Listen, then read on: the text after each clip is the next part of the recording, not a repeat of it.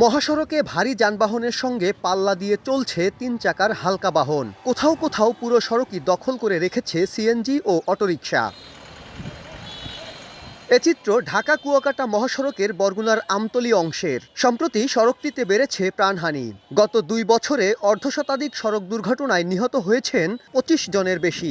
সংশ্লিষ্টরা বলছেন, পদ্মা সেতু চালুর পর এ সড়কে যানবাহন চলাচল বাড়লেও সে তুলনায় প্রশস্ত করা হয়নি সড়ক। পাশাপাশি বিপজ্জনক বাঁক, যত্রতত্র বাজার ও ৩ চাকার যান চলাচলের কারণে বেড়েছে দুর্ঘটনা। ৩ চাকা গাড়িগুলো যারা চালায় এদের কোনো গাড়ি চালানোর তো জ্ঞান নাই।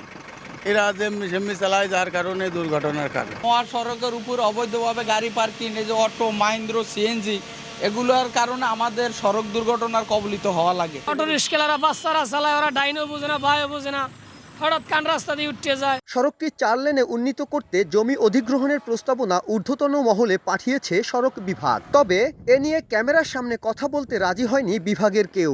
পুলিশ বলছে, হাইওয়েতে ৩ চাকার যান চলাচল রোধে সর্বোচ্চ চেষ্টা চলছে।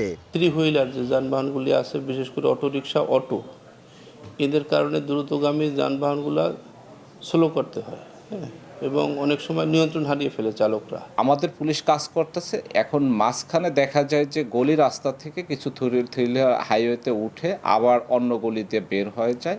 আমরা এটা বন্ধ করার চেষ্টা করতেছি, কিন্তু সম্পূর্ণটা বন্ধ করা সম্ভব না। সবশেষ গত ১২ ফেব্রুয়ারি এ মহাসড়কে যাত্রীবাহী বাস চাপায় অটোরিকশার ৩ যাত্রীর মৃত্যু হয়েছে।